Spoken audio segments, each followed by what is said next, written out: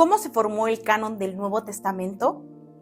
El canon bíblico es el conjunto de escritos normativos que Dios dio a su iglesia. Vimos en el capítulo previo que el canon en el primer siglo correspondía a la Biblia hebrea y contenía los libros que tenemos en nuestro Antiguo Testamento. Esta era la Biblia que se leía cuando Jesús realizó su ministerio y los apóstoles empezaron a predicar el Evangelio. ¿Cómo se formó entonces el canon del Nuevo Testamento? La expectativa de más Biblia.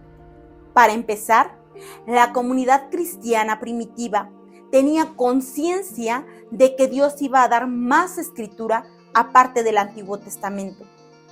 A lo largo de la historia, cuando Dios obraba para salvar a su pueblo, siempre había dado textos inspirados para registrar y explicar sus grandes proezas. Estos textos eran parte de los pactos que Dios hizo con su pueblo. Ahora que Dios había obrado de manera definitiva y había establecido un nuevo pacto en Jesús, era de esperar que hubiese más escritura para registrar, interpretar y preservar las buenas nuevas acerca de Él. Jesús fomentó esta expectativa en su vida terrenal. Él preparó a sus discípulos para recibir más Biblia, diciéndoles que cuando se fuera les enviaría al Consolador, el Espíritu de verdad, quien les haría saber las cosas que habrán de venir. Juan 16:13. La generación de los apóstoles vio el cumplimiento de esta promesa en la inspiración de Nueva Escritura. Por ejemplo, Pedro creía que las cartas de Pablo que él había visto eran como las otras escrituras, es decir, al mismo nivel que la Biblia hebrea. Segunda de Pedro 3:15 al 16. Pablo identificó algunos de sus propios escritos con la palabra de Dios. Primera de Corintios 14:37 al 38. Segunda de Tesalonicenses 3:14 al 15. Estas referencias indican que en el primer siglo Dios iba dando más libros inspirados y eso se sabía en la iglesia. Lo inspirado y lo no inspirado.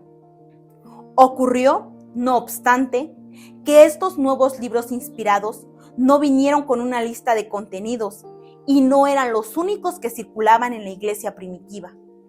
Hubo otros documentos que teóricamente podrían haberse considerado como escritura, como el Pastor de Hermas o el Evangelio de Tomás. Hoy en día se ha puesto de moda decir que estos y otros documentos fueron populares en la iglesia, pero fueron excluidos del canon en el siglo IV, injustamente por una autoridad eclesiástica y política que no estaba interesada en tenerlos. En realidad no fue así. Más bien, lo que ocurrió es que en los primeros siglos se iba leyendo y estudiando diferentes textos en las iglesias locales, y algunos de ellos fueron reconocidos como divinos y autoritativos. Estos fueron criticados en correspondencia como textos sagrados, usados en cultos, copiados y promulgados, mientras los otros no. El Evangelio de Tomás, por ejemplo, no está en ninguna colección de manuscritos del Nuevo Testamento. No figura en listas tempranas de los libros canónicos y, de hecho, fue explícitamente condenado por varios líderes de las iglesias antes del siglo IV. Esto significa que, desde muy temprano, en la historia de la iglesia se discriminaba entre unos y otros textos, cuando aún no existía autoridad central que pudiera excluir sistemáticamente documentos que no se considerarían canónicos. El canon del Nuevo Testamento empezó a ser reconocido de esta manera. Criterios de recepción. 1. Origen apostólico. ¿Cómo sabían los creyentes antiguos cuáles libros venían de parte de Dios? Una de las características de los libros inspirados es su origen apostólico. Algunos escritos fueron excluidos del canon por no ser redactados ni por apóstoles ni por gente cercana. No eran peligrosos necesariamente, pero no tenían la misma garantía de autoridad que los documentos apostólicos. Un ejemplo de un documento así es el Pastor de Hermas. Los escritos más tardíos también fueron rechazados por el mismo motivo. No es difícil entender la lógica detrás de esto. Por un lado, los apóstoles eran los encargados por Cristo para preservar y transmitir rectamente el mensaje del Evangelio.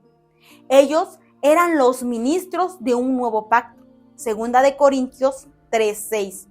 Por otro lado, tiene mucho más sentido basar nuestro concepto de Jesús en documentos escritos, cuando aún vivían testigos oculares de su ministerio, personas a las cuales uno podría acudir para verificar el registro del texto en cuestión.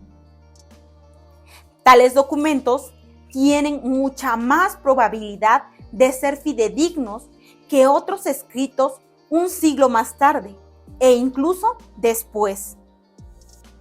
2. Calidad divina. Otra característica de los libros inspirados es su calidad divina. Los cristianos en los primeros siglos comentaban acerca de la belleza, grandeza, majestad y coherencia de los textos bíblicos para defender su inspiración. ¿Qué estaban diciendo? Veían que los textos inspirados llevaban en ellos la evidencia de su autenticidad, es decir, tenían atributos de divinidad. En el fondo, los creyentes estaban siendo convencidos de la veracidad de la Biblia por su propia naturaleza. Escuchaban en ellas la voz de su Señor. Juan 10:4, Juan 27. Además, como mencionamos, Jesús había prometido que el Espíritu les guiaría en toda verdad y les recordaría las cosas que Él había dicho. Juan 14:26. El Espíritu capacitaba a la iglesia para reconocer el carácter divino de los libros inspirados que los apóstoles habían dejado. 3. Recepción en la iglesia. Aún, otra característica de los libros inspirados es la amplia recepción de estos en la iglesia. El hecho de que las comunidades cristianas iban reconociendo y recibiendo los libros bíblicos era un testimonio acerca de su divinidad. Estos libros eran poderosos para producir fe en ellos mismos y su aceptación en las comunidades cristianas testificaba esta realidad. La recepción en la iglesia no siempre fue perfecta, pero como explica Michael Kruger, los documentos inspirados manifestaron su origen divino por una tendencia clara de recepción, tal y como la vida de un creyente verdadero muestra su fe por la tendencia clara de sus obras. Este testimonio tuvo su peso. Por ejemplo, Jerónimo, del 340 al 420 después de Cristo, reconociendo las disputas sobre la autoría de la carta a los hebreos, dijo que lo que importaba al final era su uso extenso como escritura en las iglesias. Primero el canon, después la iglesia. Los creyentes en los primeros siglos eran de las ovejas de las cuales Jesús habló. Mis ovejas oyen mi voz y me siguen. Juan 10:27. Sin ninguna autoridad externa, ni papas, ni concilios, escucharon la voz de su Señor en los textos inspirados. La reconocieron y la recibieron como tal.